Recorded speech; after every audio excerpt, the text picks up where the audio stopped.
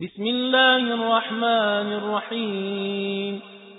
اللهم هذا شهر رمضان الذي أنزلت فيه القرآن هدى للناس وبينات من الهدى والفرقان. اعوذ باللہ من الشیطان الرجیم. بسم اللہ الرحمن الرحیم. رب اشرح لی صدری ویسر لی امری واحلل عقدۃ من لسانی یفقهوا قولی. اللہم انا نرغب الیک فی دولۃ کریمہ تعز بها الاسلام واہلہ وتذل بها النفاق واہلہ. وصلی اللہ علی محمد وآلہ الطاہرین. اما بعد فقد قال رسول اللہ صلی اللہ علیہ وآلہ وسلم فی دعاء شہر رمضان: اللہم اجعل لی فیہ نصیبا من رحمتک الواسعہ واہدنی فیہ لبراہینک الساطعہ وخذ بناصیتی الی مرضاتک الجامعہ بمحبتک یا امل المشتاقین. ماہ مبارک رمضان کی یہ ساعات اور یہ لمحات پروردگار عالم مبارک فرمائے اور ہم سب کو اپنے مخلص بندوں میں شمار فرمائے، ہماری بندگی کو قبول فرمائے. ماہ مبارک رمضان کے 9ویں دن کی یہ دعا ہے اور یہ وہی تربیت پلان ہے کہ جس کو پیغمبر اسلام صلی اللہ علیہ وآلہ وسلم نے انسان کی تربیت، اس کی اصلاح اور اس کی تہذیب نفس کے لیے جو ایک پیکج دیا ہے. آج ہم 9ویں مرحلے پہ ہیں اور جس میں ارشاد فرمایا کہ اللہم اجعل، بارگاہ ربوبیت میں دعا کی جا رہی ہے. اللہم اجعل لی فیہ نصیبا من رحمتک الواسعہ. اے معبود، پروردگار بار الہ، آج کے دن اور اس مقدس مہینے میں مجھے اپنی رحمت واسعہ میں شامل فرما.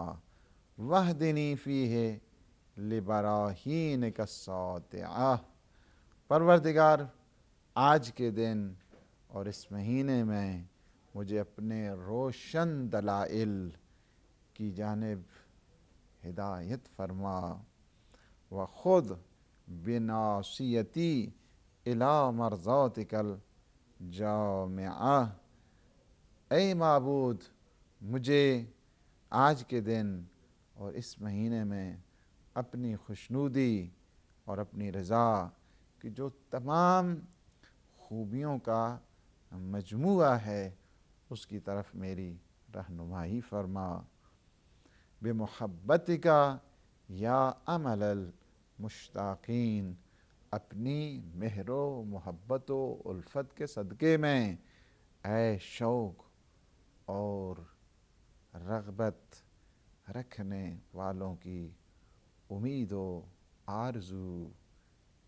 پروردگار، آپ نے یہاں اس دعا بہت مقدس، بہت ہی پرمغز اور بہت ہی معنویت سے سرشار اس دعا کے پڑھنے کا ثواب اس حد تک ہے کہ جو شخص 9ویں دن اس دعا کو پڑھتا ہے، خداوند عالم اس کا ثواب بنی اسرائیل کے ثواب کے برابر قرار دیتا ہے.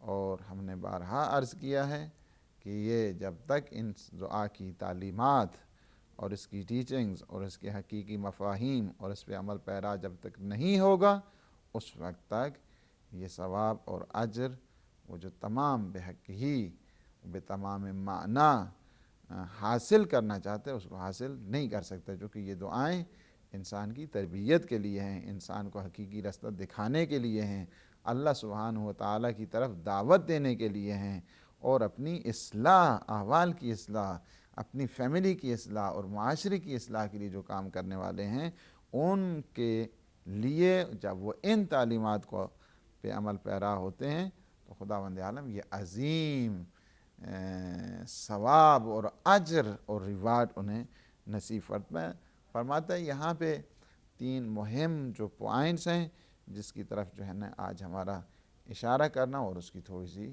ایکسپلینیشن بھی ہوگی، اور اس وضاحت کے لیے سب سے پہلی چیز کہ جس میں حضور سرور دو جہاں صلوات اللہ وسلام علیہ وعلی آلہ الطیبین ارشاد فرمائے کہ جس کی طرف ہمیں متوجہ ہونا ہے کہ اللہ سبحانہ و تعالیٰ کی رحمت واسعہ کی درخواست سے دعا کی جا رہی ہے، ان رحمت واسع پروردگار کا حصول۔ اور دوسری چیز یہ ہے کہ اللہ سبحانہ و تعالیٰ نے جو روشن اور تابناک دلائل ہماری رہنمائی کے لیے اور ہماری سرپرستی کے لیے اور ہماری گائیڈنس کے لیے دیے، اس کی طرف متوجہ کیا ہے کہ تاکہ پروردگار تو ان دلائل اور ان روشن اور واضح ان براہین کی طرف پروردگار ہماری رہنمائی فرما۔ اور تیسری رضائے پروردگار ہے، خوشنودی الہی ہے کہ جس کی جانب ہدایت کی درخواست کی گئی ہے۔ سب سے پہلی چیز کہ جس کی طرف تھوڑی بہت جو ایکسپلینیشن چاہیے، تھوڑی وضاحت چاہیے، تھوڑی تشریح چاہیے، وہ یہ ہے کہ خداوند عالم کی رحمت واسعہ میں شمولیت کی درخواست کی جا رہی ہے، چونکہ اللہ سبحانہ و تعالیٰ کی 2 قسم کی رحمتیں ہیں، ایک رحمت واسعہ ہے اور دوسری رحمت جو ہے رحمت خاصہ ہے، اسپیسیفک مرسی آف گاڈ، اور دوسری ہے جنرل مرسی آف گاڈ، اللہ سبحانہ و تعالیٰ۔ ایک یہ ہے کہ اس کی رحمت واسعہ جس میں سب کچھ سب شامل ہیں، اس کی رحمت واسعہ میں، جس طرح دعائے کمیل میں آپ پڑھتے ہیں اللہم انی اسألک رحمتک التی وسعت کل شیء، پروردگار میں تجھ سے سوال کرتا ہوں اس رحمت کا کہ جو ہر چیز پر محیط ہے، ہر چیز پر چھائی ہوئی ہے، جو ہر ایک چیز پر، جس طرح دیکھ رہے ہیں نا سورج کی تپش، سورج کی حرارت، سورج کی روشنی، سورج کی کرنیں ہر جگہ پہ چھائی ہوئی ہیں، یہ بھی اللہ کی رحمت واسعہ کے صدقے میں ہیں۔ بارش آپ دیکھتے ہیں اللہ کی رحمت واسعہ کے صدقے میں ہیں، یہ نہیں دیکھا جاتا ہے، بارش یہ نہیں دیکھتی یہ زمین بنجر ہے، یہ زمین آباد ہے، یہ مومنین کی زمین ہے، یہ کافرین کی زمین ہے، یہ منافقین کی زمین ہے، یہاں پہ برسا جائے یہاں پہ نہ برسا جائے، اللہ کی رحمت ہر جگہ پہ۔ آگے پھر ظرفیت کی بات ہوتی ہے، وسعت کی بات ہوتی ہے، کیپیبلٹی کی بات ہوتی ہے کہ وہ کون سی زمین ہے کہ جو جذب کر سکتی ہے رحمت کو، اور کون سی زمین ہے کہ جو اس رحمت کو حاصل نہیں کر سکتی ہے۔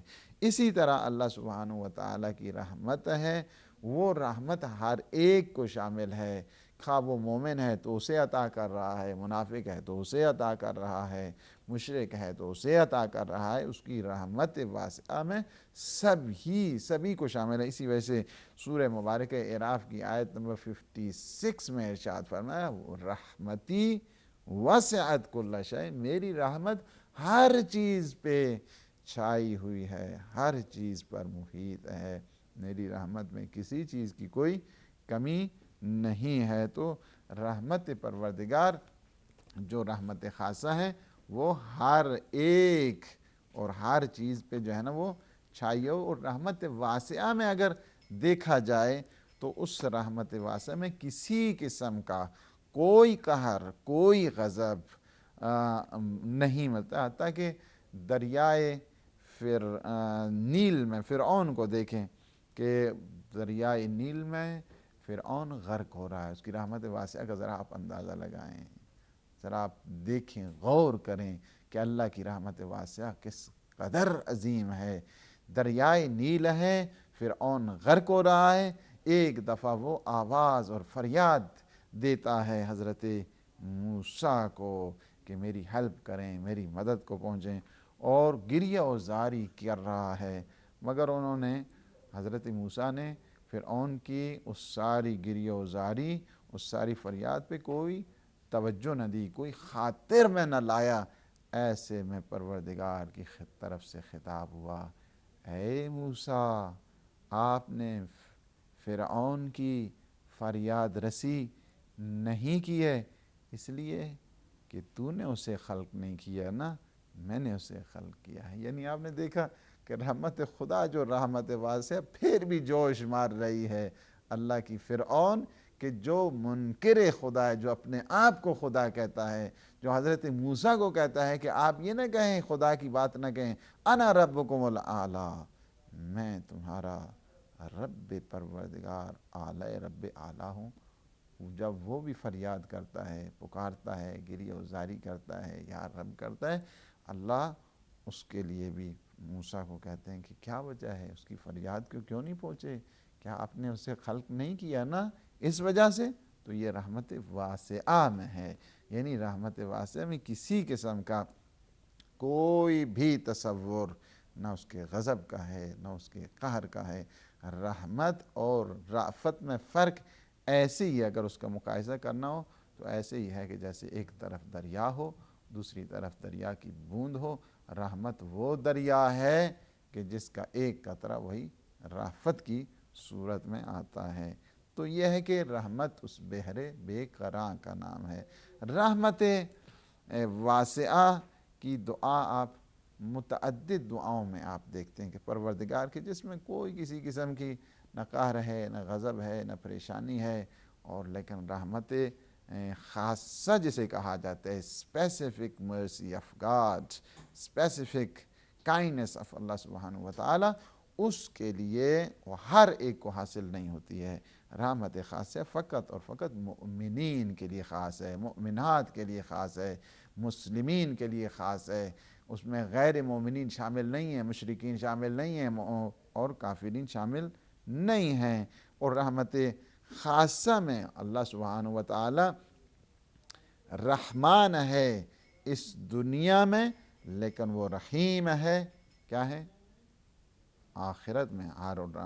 آخرت میں یہ نہیں ہوگا کہ رحمت واسعہ ہے، نہیں، رحمت وہیں پہ رحمت خاصہ ہے، مؤمنین کے لیے وہاں پہ رحمت ہے۔ اور اس دنیا میں بھی جو انسان چاہتا ہے اللہ سبحانہ وتعالی کی رحمت خاصہ سے اور رحمت مختصہ سے، اسپیسیفک مرسی آف اللہ سبحانہ وتعالی اس سے استفادہ کرنا چاہتا ہے، تو اسے اپنے اندر صلاحیت اور فیکلٹی، کیپیبلٹی پیدا کرنی ہوگی، اس کے اسباب ہیں، انہیں فراہم کرنا ہوگا۔ اور سب سے پہلے یہ ہے کہ رحمت خاصہ کے حصول کے لیے اور اس کے اسباب تک پہنچنے کے لیے سب سے پہلے انسان کو ایمان اور عمل صالح کی منزل پر آنا ہوگا، تب جا کر ایک انسان رحمت خاصہ سے استفادہ کر سکتا ہے۔ یعنی رحمت خاصہ میں شمولیت کے لیے ایمان اور عمل صالح شرط اول ہے۔ اگر ایمان نہیں ہے، اگر عمل صالح نہیں ہے، تو انسان کبھی بھی اللہ سبحانہ وتعالی کی جو اسپیسیفک مرضی ہے اس میں شامل حال نہیں ہو سکتا ہے۔ سورہ نساء دیکھیے، آیت نمبر 175، جس میں ارشاد فرمائے کہ فَأَمَّا الَّذِينَ آمَنُوا بِاللَّهِ وَاعْتَصِمُوا بِهِ فَسَيُدْخِلُهُمْ فِي رَحْمَةٍ مِّنْهُ وَفَضْلٍ۔ فرماتے ہیں کہ بس جو لوگ، جن لوگوں نے اللہ پہ ایمان لایا ہے اور اس کے ساتھ جو ہے نا وَاعْتَصِمُوا، اور اس کے ساتھ وابستہ رہے ہیں، تو وہ کیا ہے؟ ان قریب فَسَيُدْخِلُهُمْ، یعنی وہ ان قریب اللہ سبحانہ وتعالی انہیں داخل کر لے گا اپنی رحمت اور اپنے فضل میں۔ اپنی رحمت یعنی اللہ سبحانہ وتعالی کی رحمت میں اور اس کے فضل، اللہ کے فضل اور رحمت کے شامل حال ہونے کے لیے انسان کو ایمان کی منزل پر آنا ہوگا۔ اور پھر حسن عمل اگر آپ دیکھنا چاہتے ہیں، ان رحمت اللہ قریب من المحسنین، اللہ سبحانہ وتعالی کی جو رحمت خاصہ ہے یہ قریب ہے کہ جو حسن عمل کرنے والے ہیں، نیکی اور احسان کرنے والے ہیں، اچھے لوگ، اچھے عمل کرنے والے ہیں، یہ ان کے لیے رحمت خاصہ ہے۔ رحمت خاصہ اچھے لوگوں کے لیے، اچھے لوگ جو نیک اعمال کرنے والے ہیں ان کے لیے رحمت خاصہ ہے، ایمان لانے والے ہیں ان کے لیے رحمت خاصہ ہے، عمل صالح رکھنے والے ہیں ان کے لیے رحمت خاصہ ہے۔ اور اسی طرح رحمت خاصہ کے حصول کے لیے اسباب جو اللہ سبحانہ و تعالیٰ نے فراہم کیے ان میں سے خدا اور خدا کے رسول کی اطاعت ہے، جس طرح سورہ آل عمران کی آیت نمبر 132 میں ارشاد فرمایا کہ جو اللہ اور اللہ کے رسول کی اطاعت کرتا ہے وہ اللہ کی رحمت خاصہ میں شامل ہو جاتا ہے۔ پھر قرآن کی تعلیمات پہ عمل کرنے والا وہ اللہ سبحانہ و تعالیٰ کی رحمت خاص میں شامل ہو جاتا ہے۔ اہل بیت علیہ السلام اور ان کی ساتھ جو محبت کرنے والا ہے، ان کی تعلیمات پہ عمل کرنے والا ہے، وہ اللہ سبحانہ و تعالیٰ کی رحمت خاصہ میں شامل ہو جاتا ہے۔ اور جس طرح سورہ مبارکہ بقرہ کی آیت نمبر ہے 155 سے لے کر 157 تک، جس میں فرمایا کہ وَلَنَبْلُوَنَّكُمْ بِشَيْءٍ مِّنَ الْخَوْفِ وَالْجُوعِ وَنَقْصٍ مِّنَ الْأَمْوَالِ وَالْأَنفُسِ وَالثَّمَرَاتِ وَبَشِّرِ الصَّابِرِينَ الَّذِينَ إِذَا أَصَابَتْهُمْ مُصِيبَةٌ قَالُوا إِنَّا لِلَّهِ وَإِنَّا إِلَيْهِ راجعون۔ اس کے بعد فرمایا کہ أُولَٰئِكَ عَلَيْهِمْ صَلَوَاتٌ وَرَحْمَةٌ، یعنی ہم تمہیں ضرور بے ضرور آزمائیں گے، آزمائش کریں گے۔ آزمائش اس دنیا کا خاصہ ہے، آزمائش کے بغیر، امتحان کے بغیر، ٹرائل اینڈ ٹیسٹ کے بغیر انسان کسی ترقی اور تکامل کی دنیا میں نہیں آ سکتا ہے۔ ہم آزمائیں گے، بھوک سے، پیاس سے، مختلف ثمرات سے، مال اولاد سے تمہیں آزمائیں گے۔ اور بشارت ہو ان کے لیے کہ جو صبر اور استقامت سے کام لینے والے ہیں، یہ وہی لوگ ہیں جو یہ کہتے ہیں کہ ہم اللہ کی طرف سے ہیں اور اللہ کی طرف پلٹ کے جانے والے ہیں۔ ان لوگوں پہ اللہ کا درود ہے، ان لوگوں پہ اللہ کی رحمت خاصہ ہے۔ تو آپ نے توجہ فرمائی کہ اللہ کی رحمت خاصہ کے حصول کے لیے آپ کو اللہ اور اللہ کے رسول پہ ایمان، ان کے اہل بیت، قرآن کی تعلیمات، اور آپ کو صبر اور استقامت کی منزل پر آنا ہوگا۔ اسی کے ساتھ ساتھ جو ہے فرما دیا گیا کہ جو شخص نماز اور زکوٰۃ ادا کرتے ہیں، سورہ مبارکہ نور کی آیت نمبر 56، جس میں فرمایا گیا کہ نماز اور زکوٰۃ کی ادائیگی بھی رحمت خاصہ پروردگار میں شمولیت کی ذمہ دار بن جایا کرتی ہے۔ توبہ اور استغفار بھی ہے، سورہ نمل کی آیت نمبر 46، جس میں ارشاد فرمایا کہ توبہ اور استغفار سے انسان اللہ کی رحمت خاصہ میں شامل ہو جاتا ہے۔ اور کچھ امور ایسے ہیں کہ رحمت پروردگار جوش مارتی ہے، رحمت خاصہ، اور بندگان خدا کے غفران اور رضوان میں انسان یہ اللہ کے غفران اور رضوان میں شامل ہو جاتا ہے۔ حضرت امیر المؤمنین علیہ الصلاۃ والسلام فرماتے ہیں بالعفو تنزل الرحمہ، عفو درگزر کرنے سے اللہ کی رحمتیں جوش مارتی ہیں، نازل ہوتی ہیں۔ یہ دیکھیں نا، یہ مہینہ یہ بہت مقدس مہینہ ہے، اللہ کی رحمت کا مہینہ ہے۔ عفو درگزر کرنے سے اللہ کی رحمت جوش مارتی ہے، زیادہ ہوتی ہے، اس کا نزول ہوتا ہے۔ اسی طرح کوئی کمزوروں پر، ناتوانوں پر، محتاجوں پر، مساکین پہ جو رحم کرتا ہے، اللہ کی رحمت اس پہ نازل ہوتی ہے۔ مہینہ ہی کمزوروں پہ رحم کرنے کا ہے، یتیموں پہ شفقت کرنے کا ہے، مساکین کی داد رسی، فریاد رسی پہ اس کی ہیلپ اور اسسٹنس کا یہ مہینہ ہے۔ اور جو شخص، یاد رکھیں، جو شخص دوسروں پہ رحم نہیں کرتا ہے، غرور اور تکبر، ہٹ دھرمی اور تعصب، پریجیڈس، ایروگنس میں مبتلا ہوتا ہے، وہ رحمت الہی سے دور ہو جاتا ہے۔ ایسا شخص اللہ کی رحمت کے قریب نہیں ہوتا، بلکہ پھٹکار دیا جاتا ہے، رحمت سے دور ہو جاتا ہے۔ تو خداوند عالم سے دعا کریں کہ وہ ہمیں اپنی آغوش رحمت میں لے لے اور ہماری خطاؤں کو معاف فرمائے۔ تو پہلی دعا جو کی گئی ہے آج کے اس نویں دن کی تعلیمات میں، اس میں یہ ہے کہ پروردگار سے رحمت واسعہ میں شمولیت کی دعا کی گئی ہے، کہ وہ رحمت کہ جس میں کسی قسم کی کوئی غضب نہیں ہے، کوئی خوف نہیں ہے، کوئی قہر نہیں ہے۔ پروردگار تو اس رحمت میں ہمیں شامل فرما، اور ہمیں رحمت خاصہ کہ جس کے حصول کے لیے بھی کچھ پوائنٹس، کچھ مطالب عرض کیے، ان کی طرف ہمیں توجہ دینے کے لیے، ان پہ عمل پیرا ہونے کی پروردگار توفیق نصیب فرما۔ اور دوسرا یہ ہے کہ پروردگار عالم کے تعلیمات کی طرف متوجہ کی کہ پروردگار تو ہمیں جو براہین ساطعہ ہیں، روشن دلائل ہیں، ان کی جانب ہماری رہنمائی فرما۔ اس وجہ سے کہ رحمت الہی جو ہے نا وہ دین و دنیا و آخرت میں سعادت کا سرچشمہ بنا کرتی ہے، اور اخروی رحمت کے لیے ایمان اور عمل صالح ضروری ہے۔ اس کے بعد جو دوسرے فقرے میں یہ بتایا کہ پروردگار اس مہینے میں ہماری جو روشن دلائل ہیں، واضح براہین ہیں، ان کی طرف ہماری رہنمائی فرما۔ تو خداوند عالم نے ہدایت کے لیے جو واضح دلائل ہیں اور روشن حقائق ہیں، ان تک کے لیے اللہ سبحانہ و تعالیٰ نے رہنما اور مقتدا عطا کر دیے ہیں، تاکہ یہ راہ رو پہ چلتے رہیں، دوسرے انہیں فالو کرتے رہیں۔ تو اسی لیے ہے فرما دیا، آپ دیکھیں جنت میں جب جائیں گے تو بہشتی یہ کیا کریں گے؟ دعا کریں گے، الحمدللہ الذی ہدانا ما کننا لنہتدی لولا ان ہدانا اللہ لقد جاءت رسل ربنا بالحق۔ الحمدللہ، ساری تعریف اس پروردگار کے لیے ہے کہ جس نے ہماری ہدایت کر دی۔ اگر وہ ہماری ہدایت نہ کرتا تو ہم کبھی ہدایت حاصل نہ کر سکتے۔ اس نے ہماری ہدایت کے لیے کیا کیا ہے؟ روشن دلائل۔ کون سے روشن دلائل؟ اللہ نے ہماری ہدایت کے لیے رسولوں کو بھیجا ہے، نبیوں کو بھیجا ہے، ان اپنے نمائندوں کو بھیجا جن کی وجہ سے آج ہم ہدایت پا رہے ہیں۔ تو یہ ہے۔ اور پھر مثلا اگر آپ سورہ مبارکہ حدید میں دیکھیں، لَقَدْ أَرْسَلْنَا رُسُلَنَا بِالْبَيِّنَاتِ وَأَنزَلْنَا مَعَهُمُ الْكِتَابَ وَالْمِيزَانَ لِيَقُومَ النَّاسُ بِالْقِسْطِ۔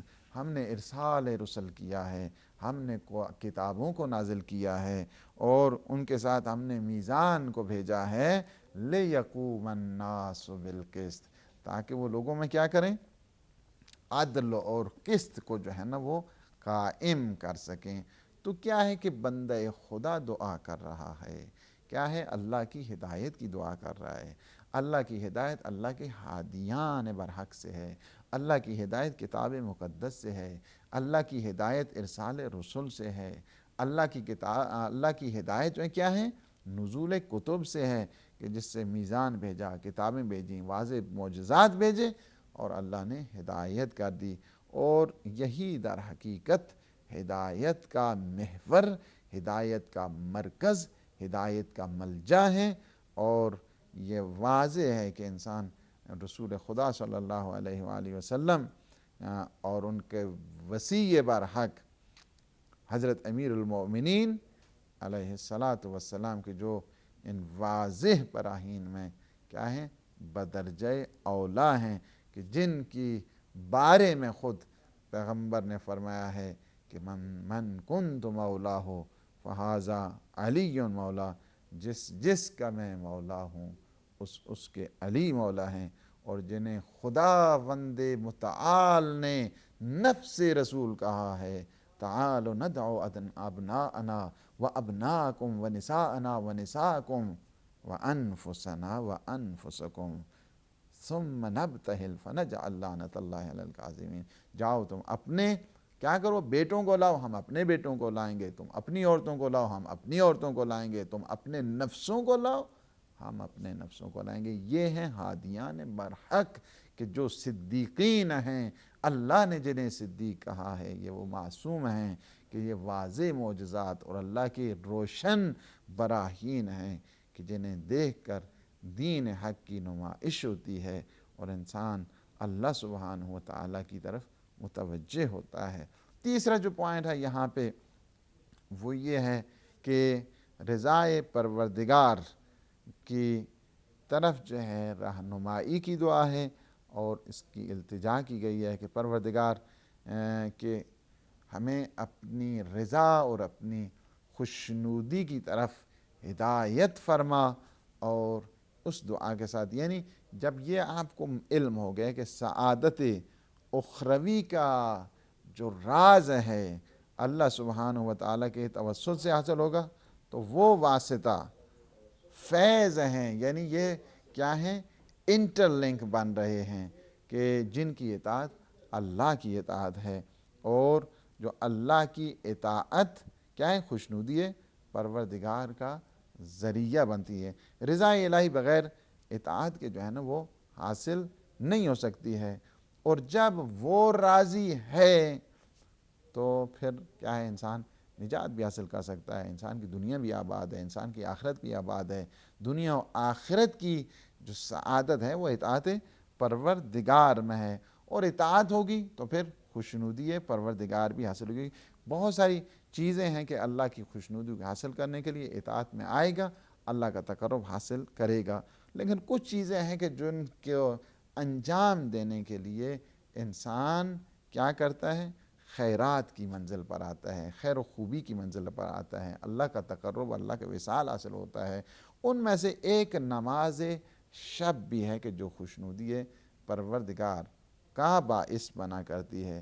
خوشنودی پروردگار کے لیے شرط اول ہے محبت اہل بیت، خوشنودی پروردگار کے لیے شرط ہے معصومین علیہ السلام کی ولایت۔ اس کے ساتھ ساتھ جو ہیں وہ ٹھیک ہے کہ نماز شب بھی بہت، کہ جس کے لیے فرمایا گیا کہ تمہارے جسم میں تندرستی آئے گی، تمہارا رزق اور تمہاری روزی زیادہ ہوگی، زندگی تمہاری دراز ہوگی، مصائب و شدائد سے تم بچ پاؤ گے، اور حاجات تمہاری قبول ہوں گی، مقصد تک تمہاری کامیابی ہوگی، اور آسانی کے ساتھ قبضے روح کی جائے گی، قبر میں روشنی اور نور پیدا ہوگا، حساب و کتاب میں آسانی ہوگی، جنت میں داخلہ اور انسان کے درجات میں تکامل اور انسان کے درجات کی بلندی اور ارتقاء کمال۔ ایک نماز شب کے لیے اتنے فائدے لکھے گئے۔ اسی طرح رضایت پروردگار میں ایک نماز جماعت بھی ہے۔ یہ ماہ مبارک انسان کو یعنی یونٹی کی طرف بھی لے کر جاتا ہے، اتحاد اور وحدت کی طرف بھی لے کے جاتا ہے، اور نماز ایک بہت بڑی نمائش ہے انسان کے دین کی اس وحدت اور اتحاد میں شمولیت کے لیے، کہ ایک مومن، ایک مسلمان نمائش کر رہا ہے اپنی قدرت کی کہ ہم یونائٹ ہیں، ہم واحد ہیں، ہم ایک ہیں، ہم ایک کو ماننے والے ہیں۔ تو با جماعت اس وجہ سے روایت میں ہے کہ جو شخص نماز جماعت کو پروردگار جسے توفیق دے دے 5 ٹائم کی نماز جماعت میں شامل ہونے کے لیے، اس سے 10 خصلتیں اور خصوصیات عطا فرما دیتا ہے۔ نمبر 1، باقی ماندہ جو انسان کی زندگی ہوتی ہے اسے بابرکت بنا دیتا ہے، مال میں اس کی حفاظت کر دیتا ہے، اولاد اس کی محافظت، اس کی اولاد کی حفاظت فرماتا ہے، نام اعمال اس کے دائیں ہاتھ میں دے دیتا ہے، مغفرت اور غفران الہی اس کا مقدر بن جاتا ہے، روح انسان کی آسانی کے ساتھ قبض ہو جاتی ہے، نور خیر اسے نصیب ہوتا ہے، توفیق الہی زیادہ سے زیادہ اس کے شامل حال ہو جاتی ہیں، دوزخ سے اسے نجات مل جاتی ہے، اور بہشت اسے نصیب ہو جاتی ہے۔ یہ ایک نماز جماعت کے فائدے اللہ اس دنیا میں اور اس دنیا میں اللہ سبحانہ وتعالی اسے عطا کرتا ہے۔ رضا پروردگار سے کے سلسلے میں اس سے پہلے بھی گفتگو دوسری دعا میں ہو چکی ہے۔ پروردگار عالم سے دعا ہے کہ وہ ہمیں اپنے مقرب اور اپنے راضی اور رضایت رکھنے والے جو اس کے بندے ہیں، راضی برضا رہنے والے اللہ کے عبد خاص ہیں، پروردگار ہمارا ان میں شمار فرمائے۔ پروردگار ہمیں اپنی رحمت واسعہ میں شامل حال فرما، ہمارے گناہوں کو معاف فرما، ہمیں اپنے توبہ کرنے والے، استغفار کرنے والے بندے ان میں شمار فرما، ہم سب کی عاقبت کو بخیر فرما، ہمیں عافیت نصیب فرما۔ خدا بحق محمد و آل محمد، یہ کربلا والوں کے ساتھ توسل ہے، یہ اصل میں ماہ مبارک انسان کو متوجہ کر رہا ہے، یہ شہر اللہ سار اللہ کی طرف انسان کو لے جا رہا ہے۔ پروردگار ہمیں صحیح معنوں میں جو مشن ہے اہل بیت کا، ان پہ ہمیں صحیح معنوں میں کاربند اور پابند رہنے کی توفیق عطا فرما، امام زمانہ کے ظہور میں تعجیل فرما۔ اللہم عجل فرجہ وسہل مخرجہ وجعلنا من انصارہ وعوانہ۔ والسلام علیکم ورحمۃ اللہ وبرکاتہ۔